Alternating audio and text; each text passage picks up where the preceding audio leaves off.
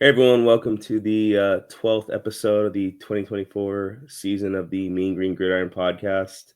Carter will be joining us a little bit later, but for now, I've got Mr. Boots on the ground, Miles, um, here to talk about some of the big news we've had this last week or so. Yeah, Miles, I've given you a couple shout outs this year. Me and Carter have your Yeah. friend of the show, and you've been killing it in the press conference, or the media availabilities. Miles is the smooth talking guy of all the voices of all the voices that you hear at the media availabilities. But yeah, Miles has been getting a lot of good information there this year. So extra shout out. So Miles, what do you think about first off, we'll go into the DC hire. Skylar Cassidy, defensive coordinator, Sam Houston. What are your thoughts so far?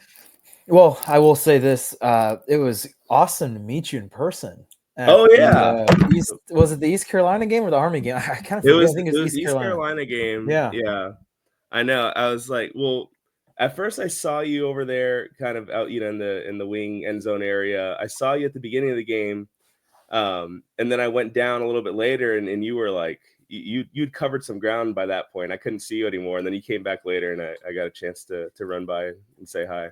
yeah. I didn't wash that hand that I shook your hand with for about 2 days, but no. I mean, Cassidy, I think is. I mean, he is the. I think that was proven. He was the youngest defensive coordinator in college football or in FBS college football. Um, I think he brings in that youth energy that we haven't really seen in any. I would say any side of the ball. I think you have Brophy and Davis on the offensive side of the ball, but and Davis is the offensive coordinator, but he's not the coordinator, and Morris calls the plays. Right. But I think this is a good thing for North Texas because you're getting a guy that has experience. I mean, Sam Houston is their second year in the FBS, but they've been defensively the last 2 years they've been very very solid. I mean, and they're working with about as bare minimum in the FBS you could possibly get, besides like Kennesaw State.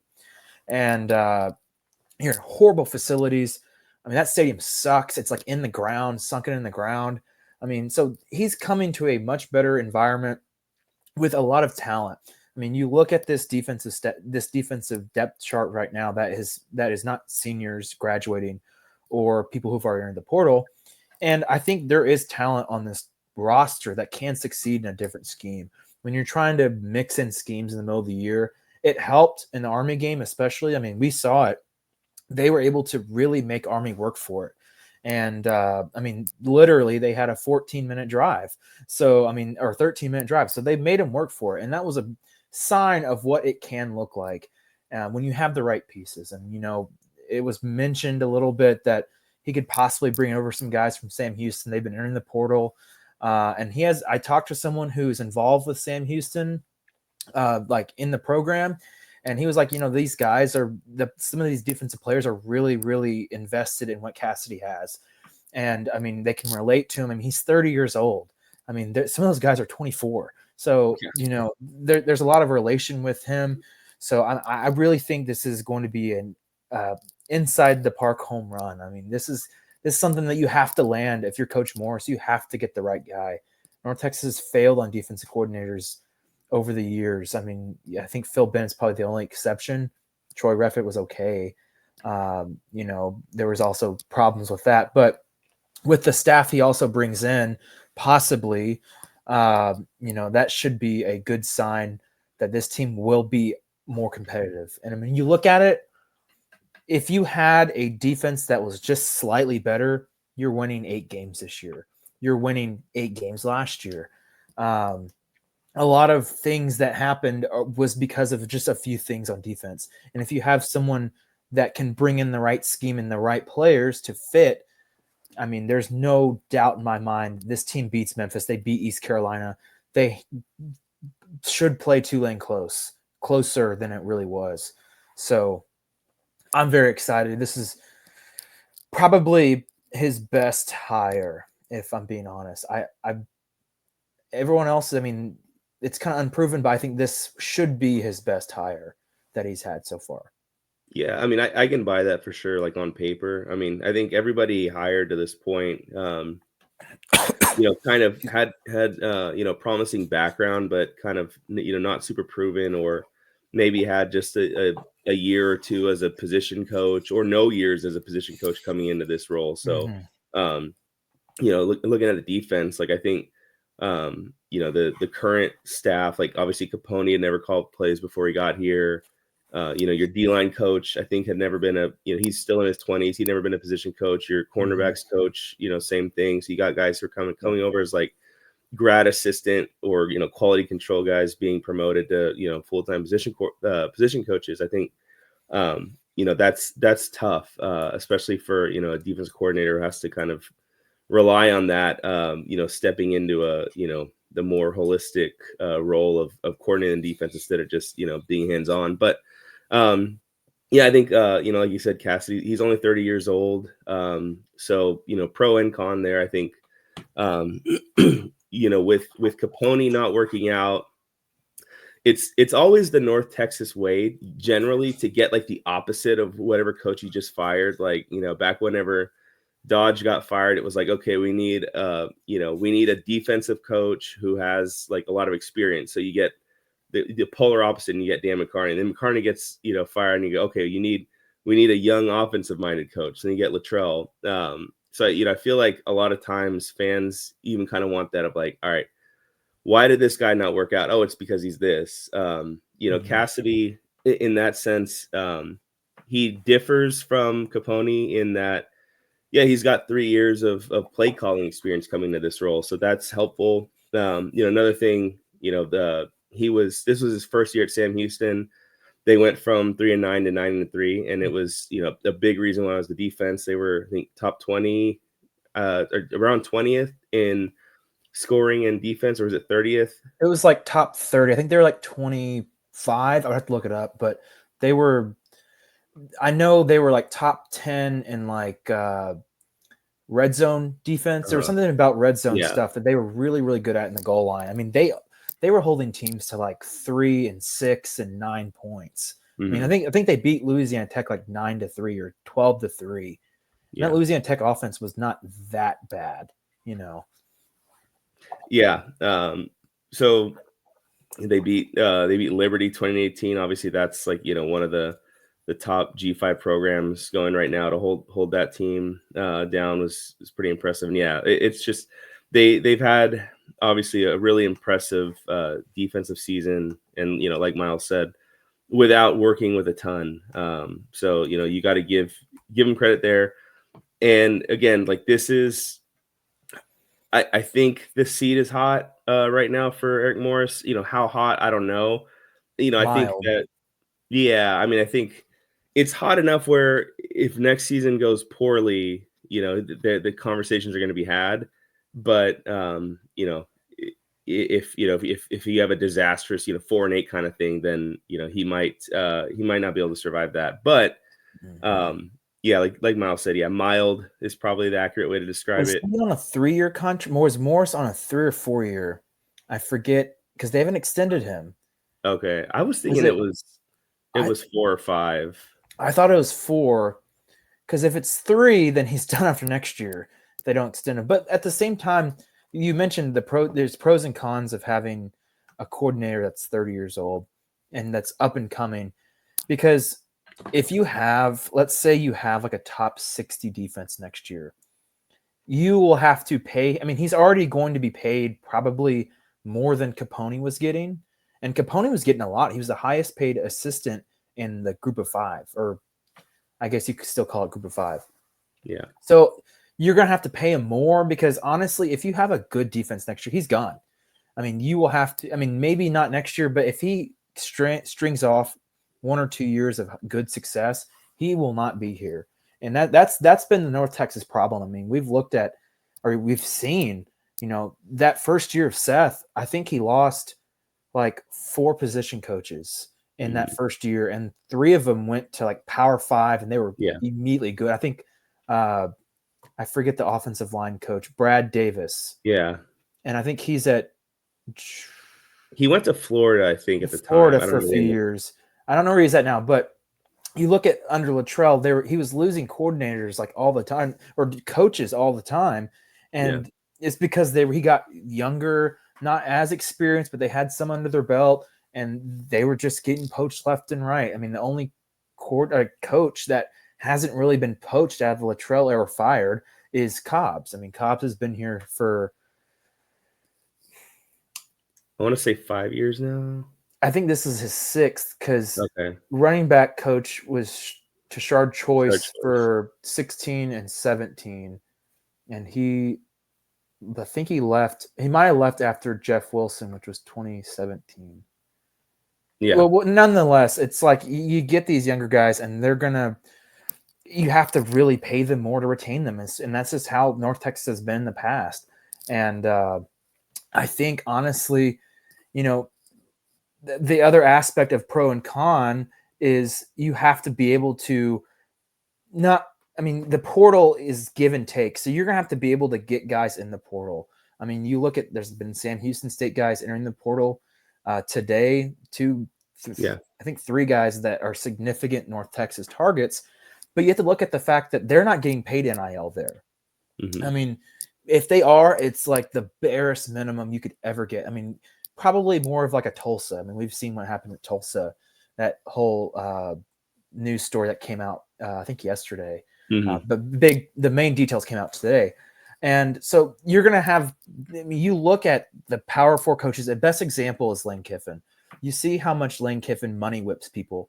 Look at some of these guys that have transferred to Ole Miss out of G5 conferences and not done anything. Right. They get and they get their money, and that's not just for Ole Miss; it's for everyone in the SEC, in my opinion. Mm-hmm. But we've seen a lot of these guys go and get more money, but they don't get anything out of it. They're just getting the money and not playing.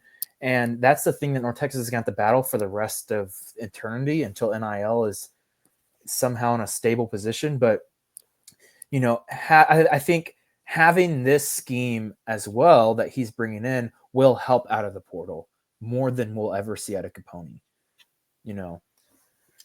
Yeah. No, and I think, like you said, like this, just having the right fit, having the right guys to run the scheme, I think is going to be big. To the extent that he can bring in some of his guys, that would be huge. Mm-hmm. But like you said, I mean, we have some guys who I think would fit. For example, I think one of the main things people were looking for in the defense coordinator was people just did not want to see the 3-3-5 stack anymore. Like people were, North Texas fans were very much over that kind of experiment here. Like it just kind of hasn't worked in the past. I think that's what Bowen was running in 2020 when we were getting completely shredded. That's what I was thinking of, Clint Bowen. And I don't want to cut you off a little bit, but I feel like Clint Bowen's hire. I mean, the seniors on this year's team were 2024, 21, 22, 23. 24. Yeah, some of them are there because of some of them were from that original 2020 class. Yeah, but I feel like that system and whatever happened defensively that 2020 year set North Texas back defensively for a little bit. Bennett tried to get it right back. It was going okay, and then it came back, and it just went right back to stage one that when Bowen took over again, or when Bowen took over in 2020. So it was like, when I felt like it lost recruiting battles. I felt like it lost portal guys. I mean, there were probably some guys in the portal that were like, okay, North Texas is a good option, I can play, and you realize you're in a 3-3-5. I mean, you're going against. I mean, if let's say you're a defensive lineman, you're basically being told you're going to be going against double teams. You're going to not get the right numbers that you want.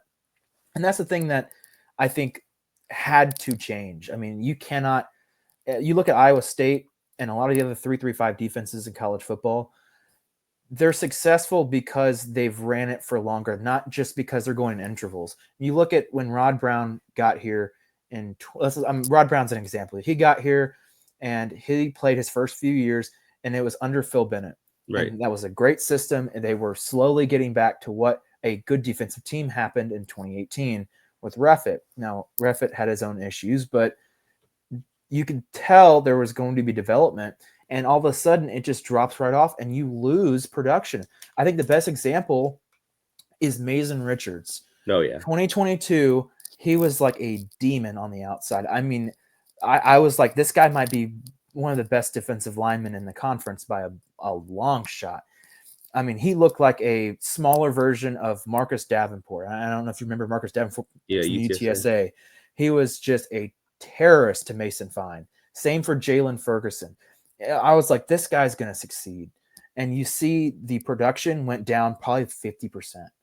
Yeah, And he was not a good fit for the it was scheme. like, I mean, he's a smaller guy on the outside, and he could not do anything. And that's what felt like it happened recently. The start of this year, I mean, against Tech, there was no pressure against the quarter against what's his quarterback's name? Slew.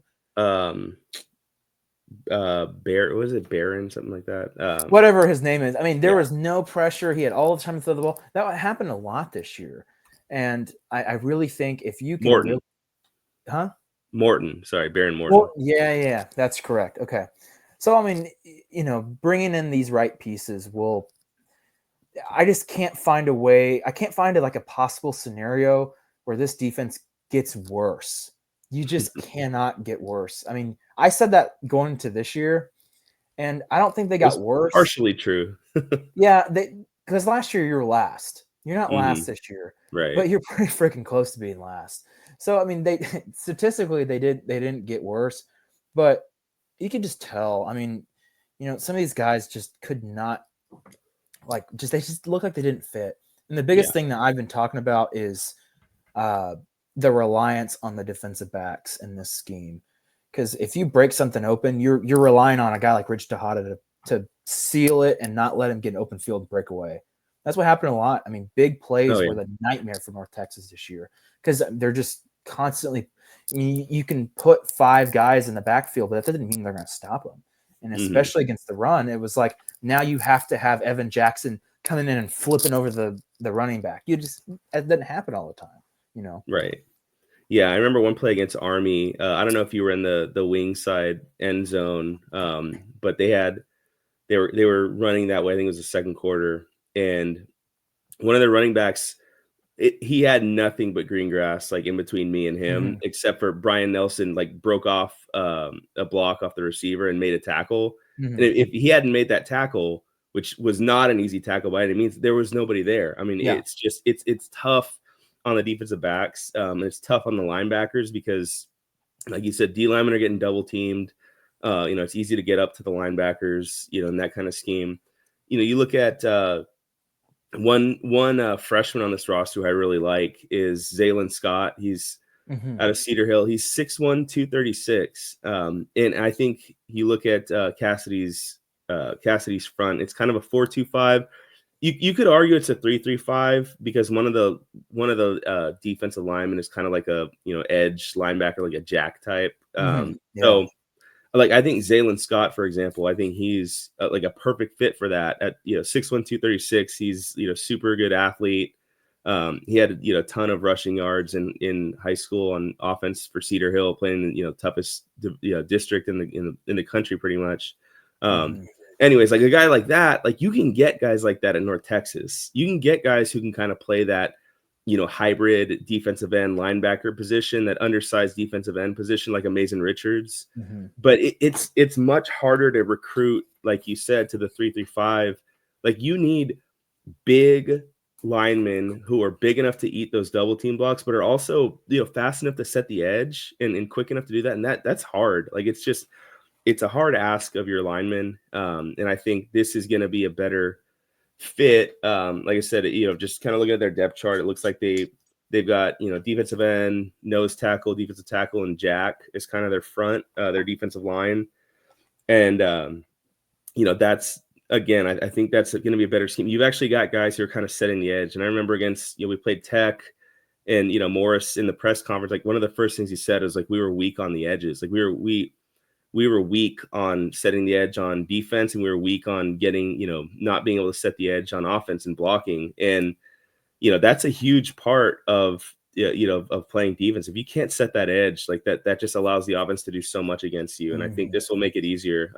Same thing. The linebacker play hasn't been there. And, I think that's another area that, we kind of tried to address a little bit this offseason. And, one of the guys is Connor Henderson, who was out all year, and now he's back in the portal.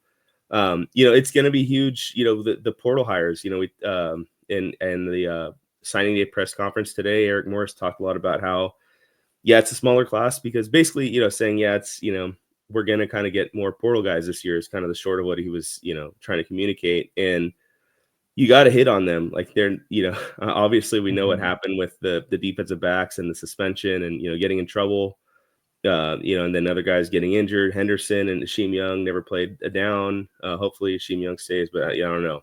Either way, you've got to hit on some more portal guys this year. And hopefully, I think the best way to hit on portal guys is you get a coach who has coached them before and they've played in this scheme. And, that would be, target A. And then target B is just finding guys who, Cassidy, identifies and who he feels like can fit. But again, I think at this level, at North Texas's level, we're in a spot where we can't play with the big guys. We never really could in recruiting to begin with, but like with NIL, it's so much harder.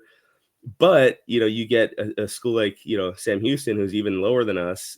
You can poach those guys. So again, it's just going to come down to hitting in the portal this year. I think we talked about it, like Eric Morris, his seat is kind of hot. But also, like, next year is a huge opportunity season because the schedule is that the non-conference could be tough. South Alabama is probably going to be pretty good. Washington State's going to be good, but it's also like you could go 3-1 next year non-conference just like you did this year pretty easily, and then conference schedule looks a lot easier next year. This is probably our easiest conference schedule since we got in AAC. So the opportunities are there to have a good season if you can write the defense and, if you can bring back Chandler Morris. Something I want to talk about later today is in this pod is like Chandler Morris just hasn't been right since the Tulane game. But, hopefully he can be right for the bowl game. But, either way, if you get him back next year, you feel pretty good about that. So, yeah, I think Cassidy's got, you had to take a risk one way or the other. And I think this is the kind of guy that I'm comfortable taking that risk in because he has, led such a successful defense. He led a good turnaround. So like that, that's what we need. We need a 1-year turnaround, and he's shown he can do it. He's kind of been, that rising star. And if he gets poached, I mean, at the very least, he should leave us better than, getting a coach poached is tough, but it's still better than having to fire a coach who wasn't getting the job done. If he gets poached, at least that looks good for the next guy coming in, saying, hey, like this is a good opportunity school instead of just the school that the defense coordinator always ends up getting fired. So that's something we'll take.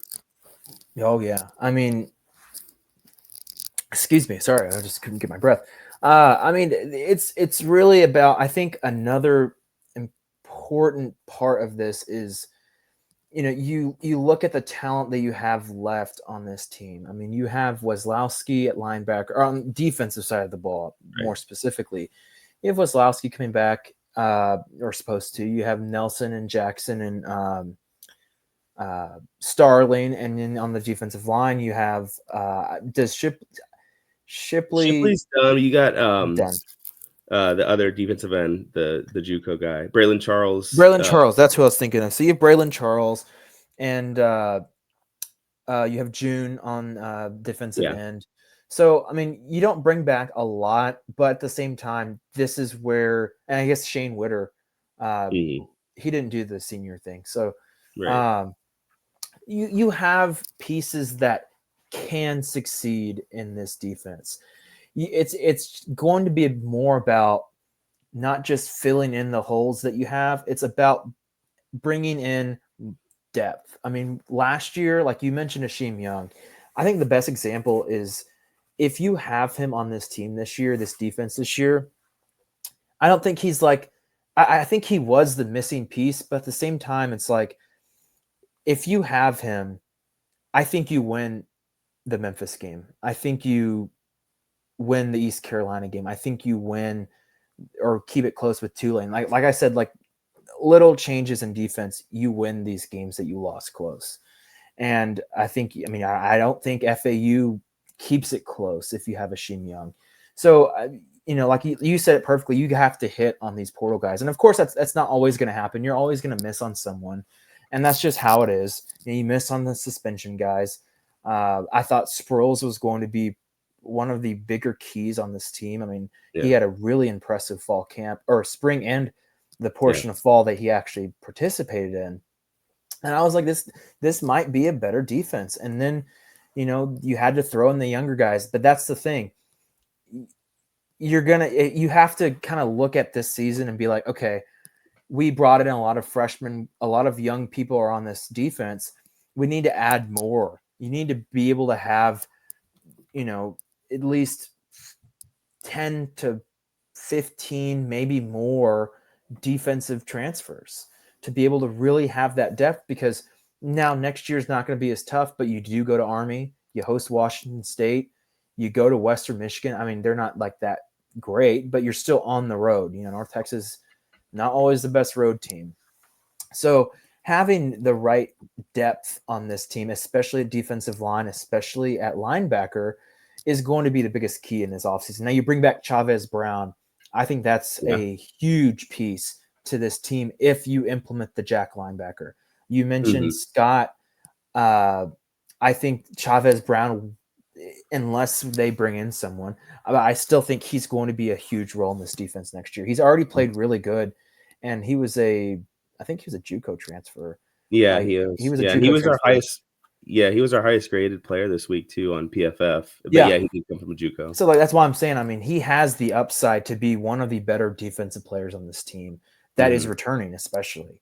I think he's better than Wazlowski. I think he's better than Starlin. I think he's better than Witter. I think he has a bigger upside, which also means, you have to be able to retain him coming into the offseason and going into next year. But that's the depth. That's what we thought this team was going to have on really both sides of the ball. And you look at, kind of switching to offense, you look at the receiving room. You started Miles Coleman, a true freshman. You were implementing Wyatt Young, and did Baron Tipton play? Who is it? Tipton and Cook, Kyle Cook, Koch or Cook. Yeah, I looked at the media guide. Apparently, it's pronounced Cook, but So him and Wyatt Young had a lot of playing time. You look at the running back room; that's a whole different topic. So you had a lot of freshmen. Now, running back room is a whole different situation too. Yeah, like 4 guys went down, and if you count Zach Evans, who just fell off, you basically had 5 guys ahead that just got injured or disappeared. So it was like that was the toughest part. But at the same time, that's not really the excuse here. I think you look at the amount of freshmen that were playing, because I think last year we had 27 freshmen in the class. It was either 27 or 25. It was something in that higher 20 range. And a lot of them were playing. And that's why you just can't predict injuries. You can't predict what's actually going to happen during the season. But that's why I'm saying, you got to get as much depth as possible to be able to fill in, so you do not have this problem and excuse next year. Morris mentioned it a lot. We have younger guys, they're playing a lot, it's fair, but now you're in game 13. They have experience enough to be able to not use that excuse anymore. It's about, Miles Coleman muffing punts, dropping passes. I get he's 18 years old, 19 years old, but he's in a starting role. And that's just like, you're losing games and opportunities because you have receivers dropping the ball. You have younger guys on defense that are missing plays or whatever the case may be. That's why I'm saying, you have to dial in. I'm kind of glad they went less on the high school side this year. A lot of these guys that were high school kids last year had played pretty well. So it's like, it's like a bittersweet, it's like you really want incoming freshmen. You want to be able to develop them. Look at a lot of these guys that were seniors. Like I said, they were all developing freshmen. They got a lot of playing time early on. So it's like it shows you can do it, but at the same time, it's like, now you have guys that, like, I know a great example, I think, is Tyler Mercer. He got thrown into the starting center role when Jet Duncan went down, and then they moved Jet all over the place, but he didn't have any experience, and he was picking up reads that he has never seen before. And while that is great that he was succeeding and he's going to be one of the best players in general on this team, he's like an anchor to the team. It's like a shock factor hearing a coach say that. It's like he didn't know about this until literally during the play, So, I mean, obviously, he's a great player, so you can't really blame him. But and it's hard to predict what's going to happen. But Yeah, I mean, yeah, that's a guy who you'd be lost without. I mean, we Mhm. don't. There was a brief time there where we had Johnny Dixon playing center against SFA, and there was like a false start, like I every think he first had, down. yeah, I think he had 2 or 3. Yeah, it was like the whole like false start everybody but the center, like he just Mhm. wasn't snapping the ball, and then Yeah. that was yeah. I mean that just goes to show like center is a tough position to play in college football, and that was at home, And then you talk about going on the road and playing at these loud stadiums, but yeah, I think to your point, yeah, I have felt good about the high school recruiting that Eric Morris has done. And I think, going next year into year 3, he was talking today a lot about he said, that we really like the first 2 classes we brought in, like they're contributing. We feel good about them. And so that's great to have those foundational pieces. And then, this year was a smaller class. Obviously the hope is that, it was a smaller class, but you hit on a higher percentage than you would if it was, 20, 25 guys where you're just kind of Mhm. throwing darts against the wall. Um, and then, yeah, these guys are obviously, hopefully scheme fits, but yeah, to your point, like you like what we've done in the high school game, but at the same time, like it's time, it's year 3 now. It's time to win. It's time to no longer have the excuse of just not being able to play with the top teams because you're too young or because you're inexperienced or hurt. Like you have to put together the roster to compete next year. And again, in this conference, like it's going to be wide open again. Like you look at Mhm. Army, obviously Daly's a senior, their quarterback. Seth Hennigan at Memphis is a senior. Tulane should be, good again, but they're not on our schedule. Navy is on our schedule. That'll be tough, but they looked, beatable at times this year. Especially if we can have the defense kind of playing like they did against Army. But yeah, I know. I mean, this is just all of these moves are, I think, symbolic that Eric Morris, feels the pressure. He feels that it's time now. It's time to stop just focusing on kind of building for the future and say, all right, future's now. Let's get a good guy in place and run with it. Yeah, I feel like I remember thinking about that when he got here. I know he was put in a bad position. He was hired a week and or maybe 2. He was hired at least a week, or Luttrell was fired a week and a day, about a week later than most coaches. Usually Yeah, you because of fire the a conference coach championship game. during the conference championship week. So there was a whole extra period. You went into signing day, and you barely had a head coach. I mean, he was only there for a few days, and actually, I don't think he was even. They hired Morris really late, so he Yeah, was because put they were behind. also doing the AD hire. Yeah. So I mean, and uh, Neil, the president, was having to, actually make the hirings. I mean, because Right. he he was he was the last line of defense, or he's really the main defense, or he was. Yeah. Um, but I mean, he was the one that fired Luttrell because there was no athletic director. Because Wren left the week of the conference championship. Yeah, I mean, Yeah, he he wasn't left. I there know he when. left before the conference championship. I just don't remember exactly when. Right. I think it was like right after that Rice game. But that's beside my point. Morris was put behind the 8 ball off the bat. But I Yeah. felt like whenever, especially last year's class, they got a lot of portal guys because they had to get a lot of portal guys because you lost so many people. And it Yeah. was like, it felt like from the beginning, this was not a win now situation for Morris. He came in here wanting to like almost rebuild when it wasn't even a rebuilding situation. Like you did lose a lot of people, but the sense of urgency, it felt like it wasn't really there. Like you said, it felt like they were trying to just build for the future.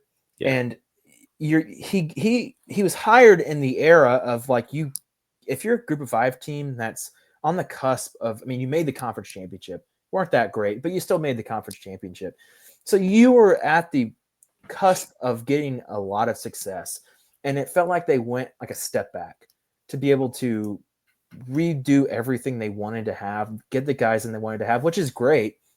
But it felt like there was no urgency from the beginning.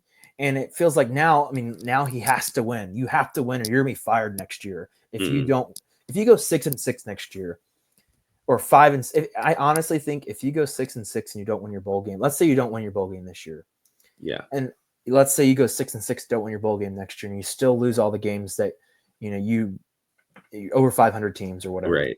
You know, he's gone. I really think he's gone. I mean, he's making I think I saw 1.2 million, 1.3 million. Mm-hmm. And I mean, his buyout would be less because it's after year 3, but it's a win. You have to win next year. You have the schedule. You have to be able to win against Washington State. You have to be able to win against Army, win against Navy. I think that's really all the tough teams. UTSA, I guess. You got to beat UTSA. I mean, that's just ridiculous. I mean, I think East Carolina is on our schedule too, which they have become. I think it's in Greenville. So, and that's tough. That's a tough place to play. Yeah. So, you know, it's kind of disappointing just thinking about it. I mean, you really felt like this team was really close in 2022 to having a good season, like a really good season. And then it just blows up in their face. And I think firing Latrell was the right thing, obviously. Right. But now it's like, okay, you're 5-7 last year, 6-6 this year. You're probably going to play a tough team in a bowl and you're probably going to lose. I mean, that hopefully not, but then next year you have to win. You have to make the right hires. You have to get the right players. You know, you can't have any of these guys getting suspended for their actions that they did. You know, you can't have, you can't, or if you do, you can't blame the season on that. You know, you have to have a backup plan. Yeah. And that's why you have to add depth. You have to, I mean, obviously you don't know what's going to happen in the future. If we could tell the future, North Texas would be national champions, but we can't. So obviously you can't really blame them. But at the same time, it's like, man, my gosh, you have to retain the right players, have the right pieces for next year. I think we do land some portal guys soon. I don't know exactly when, but you know, I think it's coming on that now that he's officially hired.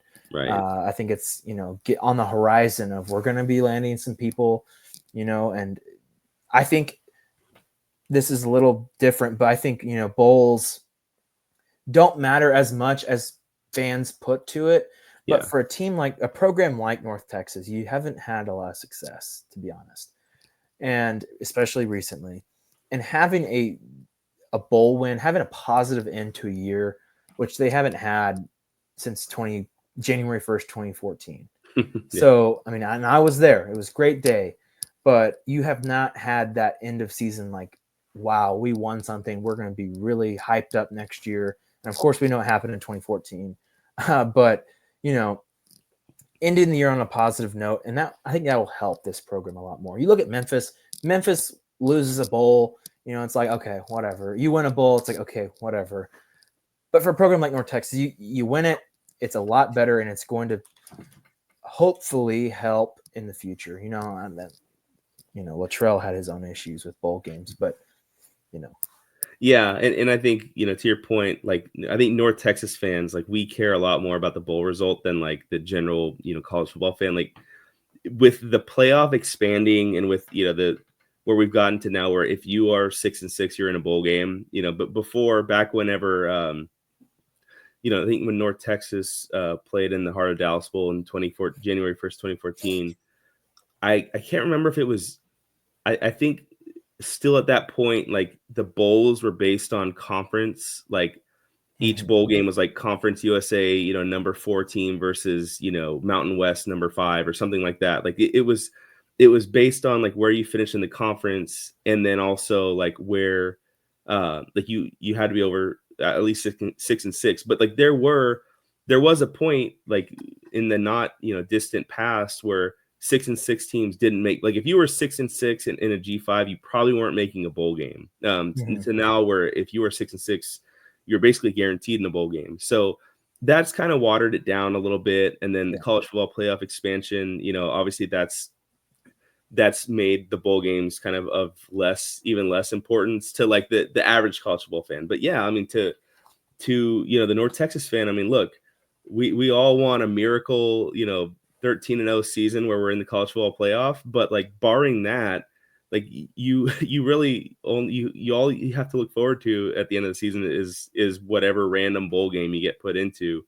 So you don't get to hope that you're in like this BCS bowl or some whatever high prestige bowl. Like it's just kind of like pretty much the bowls are almost all the same at this point, with the college football playoffs being the ones that really matter. So anyways, yeah, if you can go out with a bowl win, you take that all day, no matter who you're playing or which bowl it is. And you mentioned conference affiliation stuff. I mean, I mean, this could probably be true, but I always remember looking at it. The New Orleans Bowl was almost always number one Sun Belt team, number two Conference USA team. It was like, it was Troy, North Texas. Troy won Sun Belt. North Texas lost Conference USA. 2018, it was, I don't remember, but I know like 2019, Middle Tennessee, they choked away that conference championship, but they played the winner of the Sun Belt title, and they were second place in conference. It's like that. I now I remember that you mentioned that. I randomly thought about that, but especially like in the old school New Orleans Bowl days too. Like we were always in the New Orleans Bowl because that was just where the Sun Belt winner went, and we won it 4 years in a row. Yeah, and that was 20 years ago. I know. Unreal. That was over 20 years ago. Last time we won in the New Orleans Bowl was 2002. But right. I mean, we've seen the bowl projections. I mean, I've seen now that Frisco's out. It looks like it's going to be probably New Mexico, maybe Shreveport, maybe Myrtle Beach. I feel like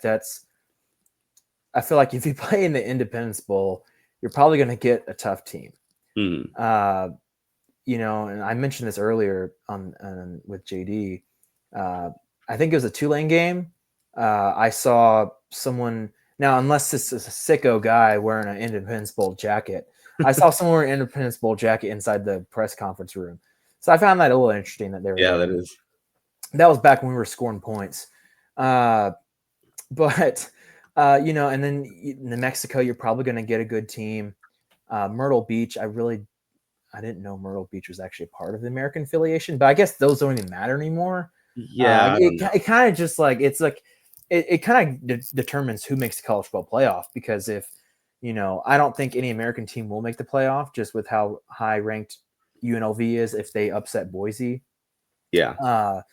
But like I think if you had Army or Tulane, let's say they were higher ranked, they made the college football playoff, I guess that opens up a spot in a bowl game that was an American affiliated spot that now is a random one, but I think when we played New Mexico in 2018, it felt like the altitude got to them. I don't know if you remember. Were you there? I was there. I didn't go. The only bowl I missed was Myrtle Beach, and that was because it was during COVID, and we played App State, and we were terrible. And I didn't want to pay several $100s to fly to Myrtle Beach. But I mean, it was a fun experience. But I felt like, I don't know if you remember this, but like it looked like some of like our defensive guys, like Keemon Hall and Brandon Gardner, and a lot of those guys were struggling to breathe. I don't know. Like, I don't know if you remember that. And we were playing a team in Utah State who's, from a decently similar, like, elevation level. So like they were probably more ready for that. And they also had like an NFL starting quarterback. Yeah. it was like they had a lot of good talent. Right. But I feel like, oh my gosh. I mean, if they play in the New Mexico Bowl, and this is just a theory, about the elevation and all that. Maybe I was just wrong, but I really remember. I feel like I vividly remember that being a problem. Maybe I was just dreaming that, because we just got blown out so bad. But I feel like that bowl will be it's not the right fit for North Texas. I don't think here's the hot take. I mean, I don't think it's really a hot take, but I don't think this is a bowl team. Yeah. I don't think this team is worthy of a bowl. I think they have the talent to be a bowl team, but what we've seen recently, especially that Temple game, defensively they stepped up. Whatever. Temple's a terrible team. Temple is awful. They did not have their leading receiver, who was one of the best in the conference. Actually, they were talking about that on the radio. So it was like you had an okay defensive game, but it was like if you go against any other team in this conference, you're probably losing. And like you mentioned, Chandler Morris. I think it's time to bring that up. I mean, that Tulane game, they had not Gabe Blair. I mean, he entered the portal, but you had Jet Duncan on the left tackle, I think. Left tackle, and that's the exact same side that Morris got blew up on. Yeah. And I know Jet took that really, really hard because I mean he almost got the quarterback of the team killed, or not killed, but and seriously injured. And luckily Chandler's a tough dude, but he had not looked the same. And also the receivers dropping passes, and that's a whole different thing. But you can just tell. And honestly, I don't think this offense is there. Well, it's an obvious statement. They're not as good as they used to be. And just 6-7 weeks ago, I mean, look at the FAU game. I mean, they put up, what was it, 45 points, 42 points in that game. So, you're going into a bowl game where, Morris does get time to maybe get a little bit more healthy. I don't know exactly what the extent of the injury was and how it's affecting him, but you get time to rest up. But at the same time, I just don't think this team overall is bowl team. I think they are a team that just beat the bad teams and lost to the good teams. And I don't think, UTSA is not a good team. You just played terrible. I think we all know what happened in that game. So no, and I think to your point, yes, I think as it currently stands, I don't think we're a bowl team. But yeah, if you give this roster like pre-Tulane injury Chandler Morris, then you are a bowl team. Like the difference is so huge from what like the player that he was against, Memphis and South Alabama, like that player, like that was, all conference caliber, first team all conference kind of quarterback into now. I mean, he's struggling to, hit 50% of his passes right now. And, some of these misses are by a lot too. Like there are times where, he throws a ball and it lands 5 feet in front of the guy he's trying to hit. Like it's very obvious that he's playing through it. And, he's limited by his injury, and, that there's very little secret. I mean, you look at the statistics of, before that injury versus after. I mean, it's pretty stark. I mean, he's had the last 4 games, 3 of them have been his lowest, QB rating besides the Tech game. And even Temple, it was lower than the Tech game. ECU looked pretty good statistically because he had the 3 touchdowns and no picks, but they all came in the first half. And then, in the second half just, wasn't great. So look, he's hobbled, the receivers, it hasn't been, what we would have liked it to have been, especially, Sheffield has kind of, slow, just kind of tapered off in his production. And then Damon Ward, I think he hasn't had the production on the outside that we were hoping. And then we don't have, enough depth right there or size on the outside. I mean, like you said, these guys like, Baron Tipton and Kyle Cook, like these were guys who were in the 2 deep at the beginning of the year. And I think they ended up kind of saying, all right, let's just take a red shirt for them. But we just didn't have a lot of depth, and hopefully that's something that can be addressed this offseason. But like you said, I mean, you what you have right now is probably not a real bowl team, but that's all you have to play with. Yeah, I found it interesting that I watched the first quarter on TV, and I listened to the rest on radio. But they mentioned DT having an injury, and I was confused by that because I hadn't heard anything about that. I wonder if it was, one moment that I can remember in particular was in the Memphis game. like that play where he fumbled and he kind of landed really awkwardly on his leg, like his leg got like Yeah. trapped underneath him. Okay, I remember that. And He fumbled. after that, I think he's kind of been hobbled since then. Like he played the rest of that game. He had a good game the next week against Tulane, but it was kind of, uh it was more of like the good catches. Like it wasn't the explosive like after the catch plays. It was like, he got open and he made a catch. He had that catch down the sideline where he scored. He had that catch over the shoulder, like in really tight coverage. But like since then, I mean, 4 catches, 31 yards against Army, 13 against UTSA, 41 against ECU. Like, I think to me, that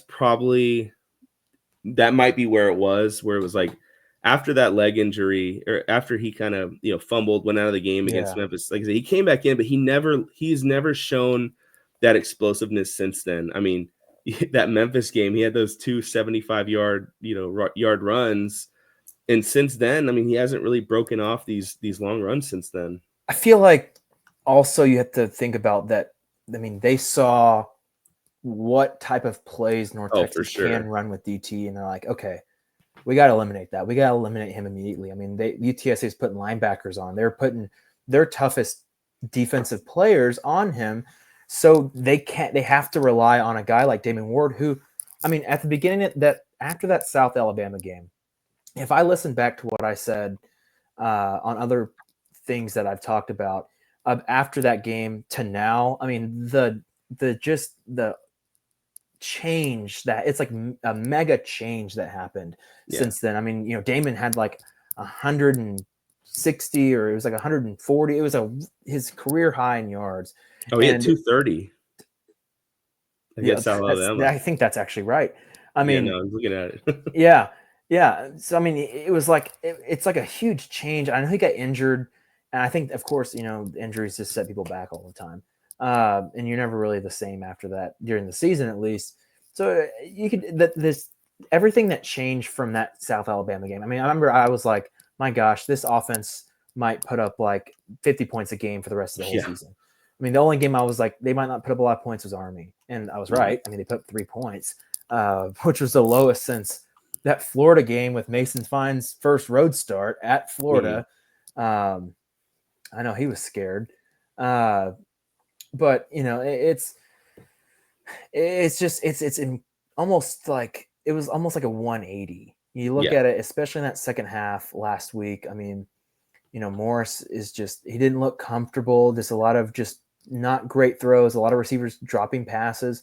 I mean, I don't think, honestly, I can't remember the last time North Texas had a receiving problem. Right. I mean, I really don't remember the last time, because you think of 2020, Jalen Darden just dominated. You had 2021 was a little bit Jair pedestrian. Shorter. Yeah, 2021 was like the year of just running the football. Yeah, and they ran the right. football a lot in 2021. They had Exactly. the right pieces. Exactly, yeah. And I mean, I'm trying to think of what happened in 2021.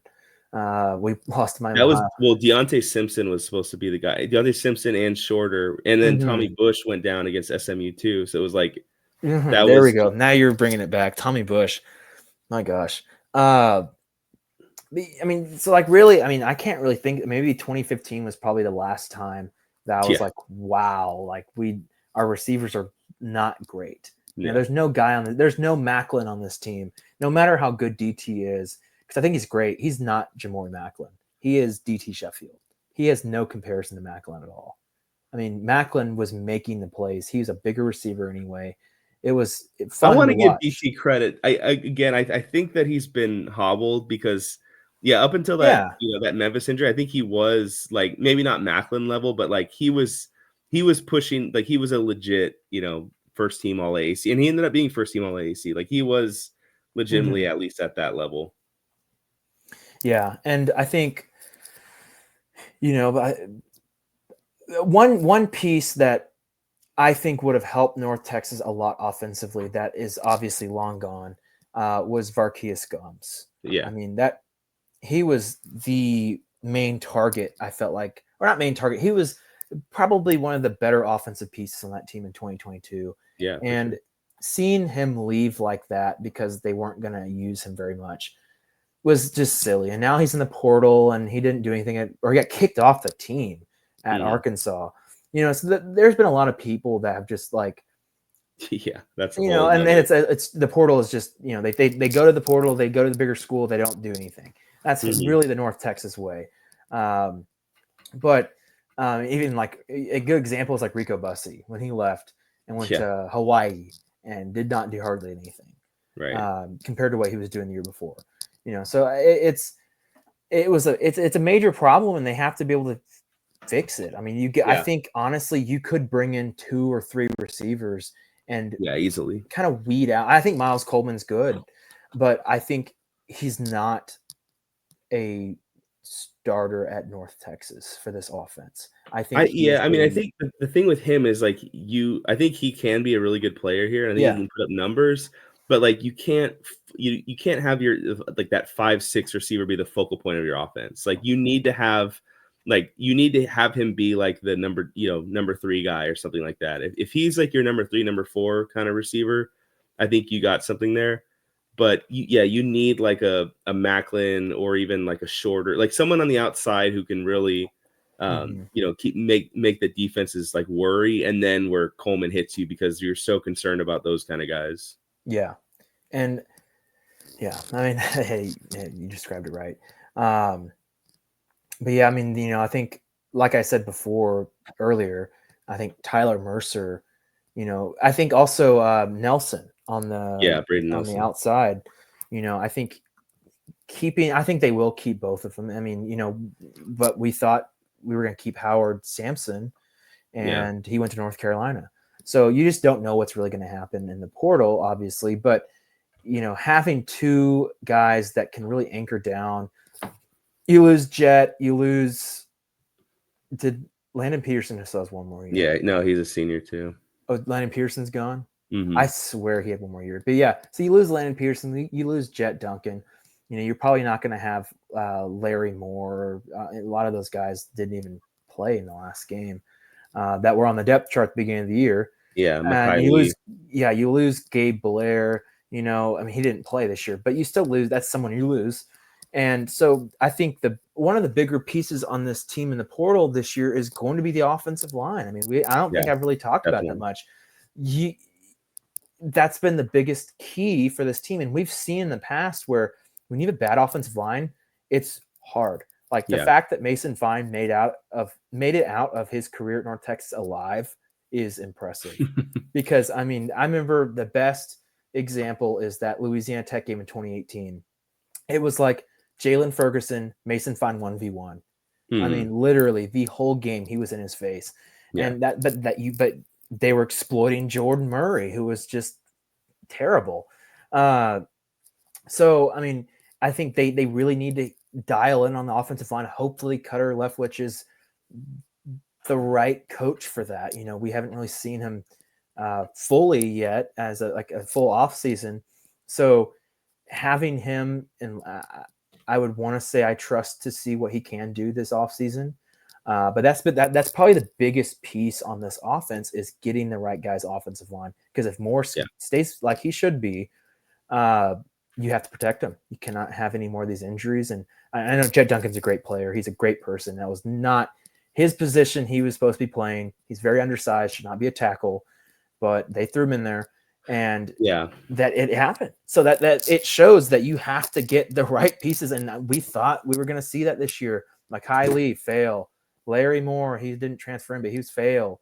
He transferred in last year though. But this year. And I think if you go back and watch like the Memphis game, Memphis has a really good defensive line. Mm-hmm. Like that was the first game that Braden Nelson, they had moved him to left tackle. And, as a true freshman, like he was excelling at guard, which was great. But then, they moved him to the toughest position, on an island guarding the best or, blocking the best pass rushers to left tackle.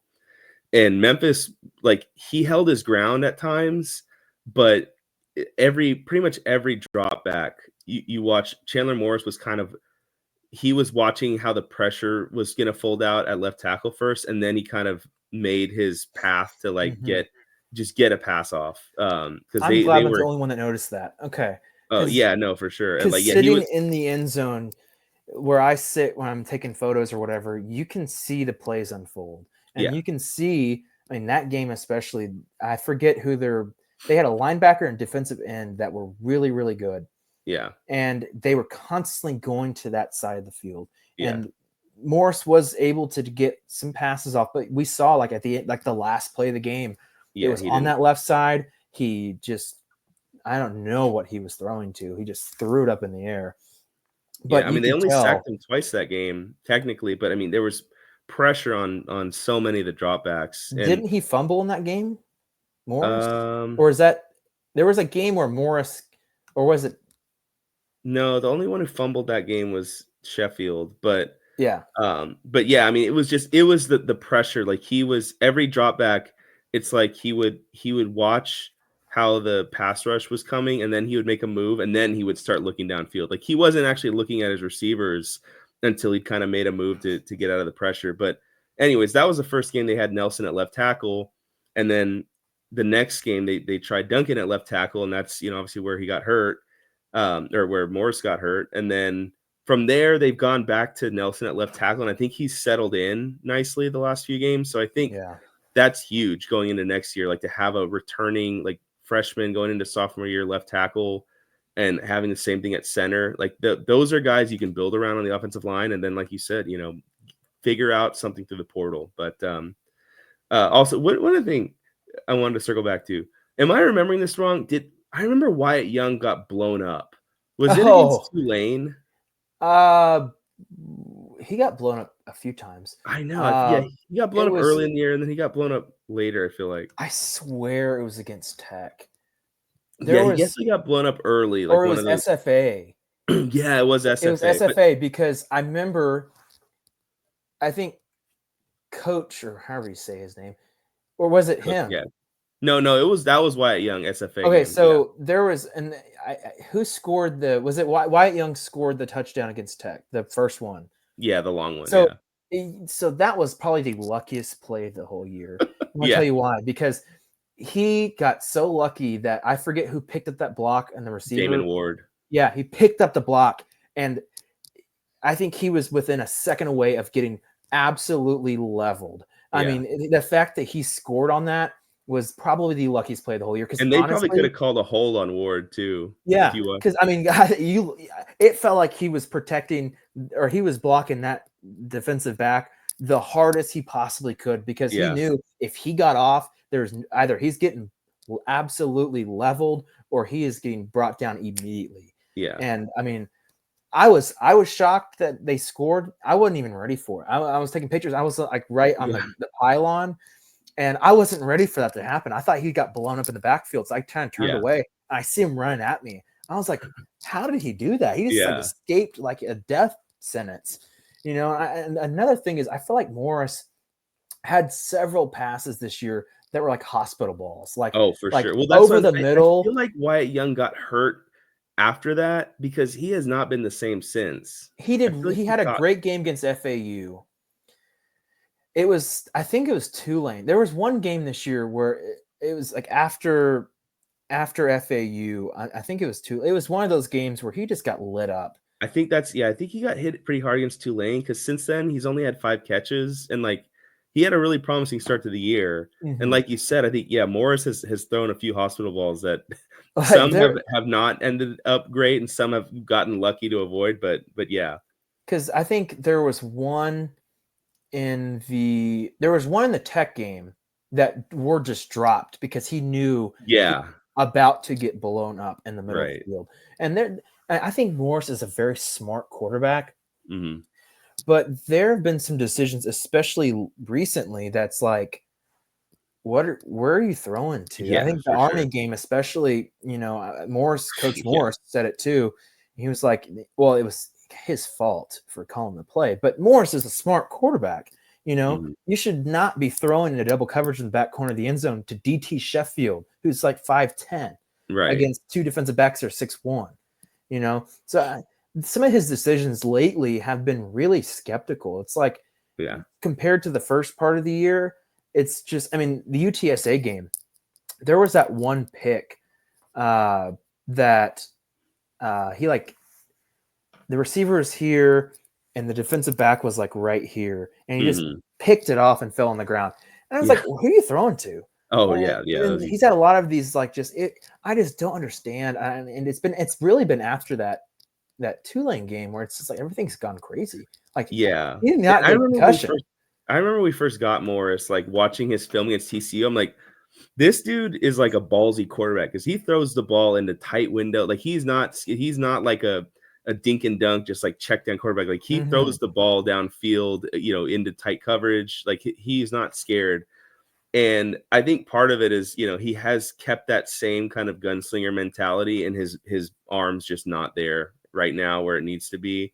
And so it comes out looking like, what are you doing? Like, why are you throwing that ball? And like, to him, he's probably like, I've gotten away with throwing that ball before. Like it's not happening right now. Like, so that I'm sure that's tough for him. But and I feel like, one last thing, I feel like he's seen and been disappointed by his receivers so much. He's like, yeah, I at some point they're gonna catch the ball.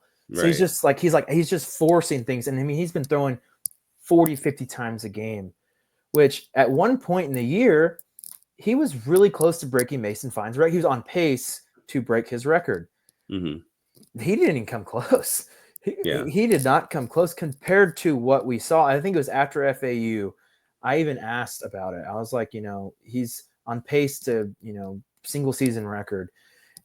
And it's just like the fall off, not really the fall off. It's just like the inconsistencies have grown so much. And it's like, you look at it, you go into a bowl game. Let's say you play Louisiana Lafayette or however, Louisiana, whatever. Yeah. That's a good defensive team.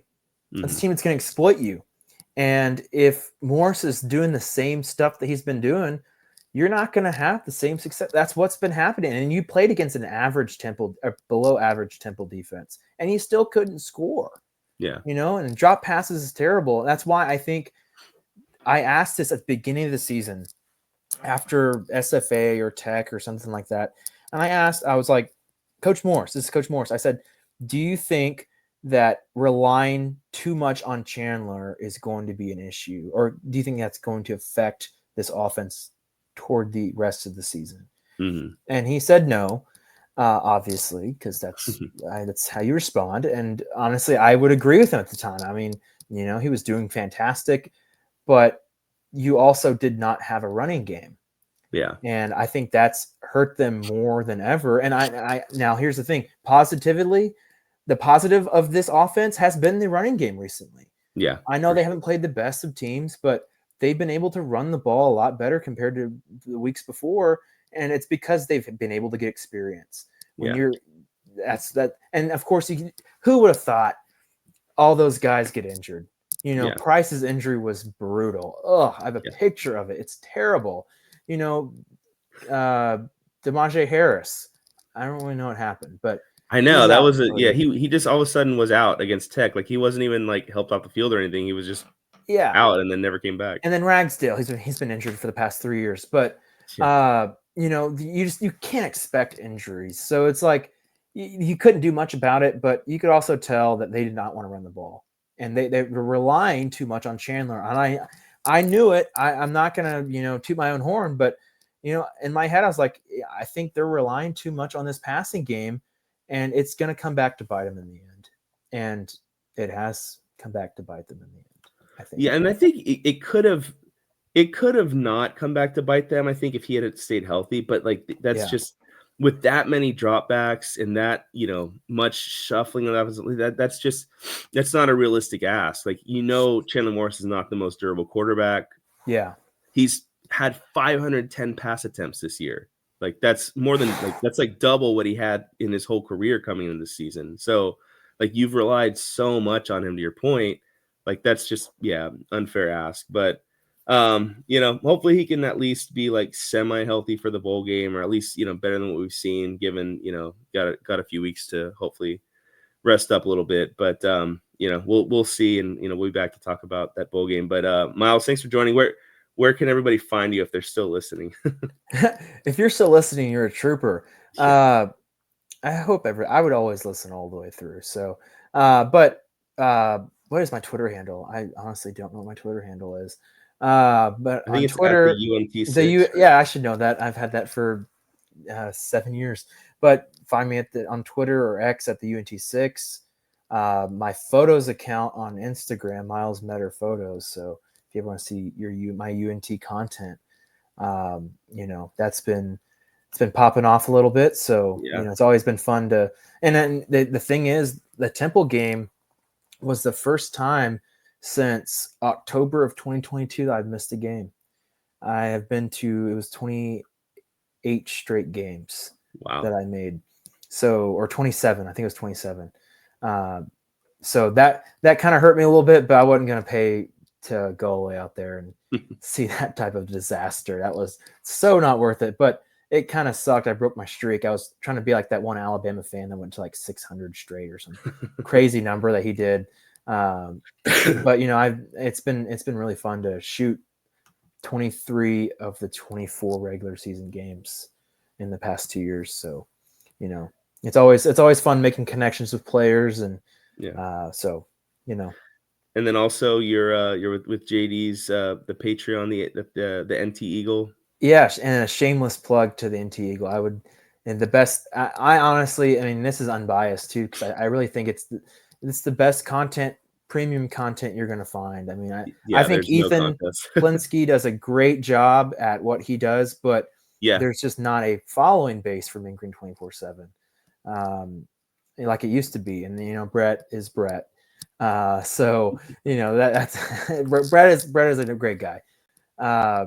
But you would have known about the Skylar Cassidy hire before it happened, though. I will say that if you were subscribed to the NT Eagle, to JD and Miles and Sonoe, like 6 days before it was even rumored, and you would have known his name, another 30 days before that. So you would have already known you've known where he lives. But so I mean, I would always say subscribe to the North Texas Eagle, man, and especially coming toward bowl season, and I'm about to do a write up for the end of regular season recap, kind of going over every position. So that's going to be a long piece. I got to take some time to actually write that. But so fun stuff. Yeah. Thanks for listening, and we'll be back to talk about bowl with Carter. I'm assuming next time, but if you listen this far, again, thank you. And also we'll talk about basketball at some point too. I'll have Miles on to talk some hoops, because that's my sport. I'll tell you what, that is my sport. So fun team this year too. Basketball guy. And all right, thanks everyone listening, and go Mean Green. Go Mean Green.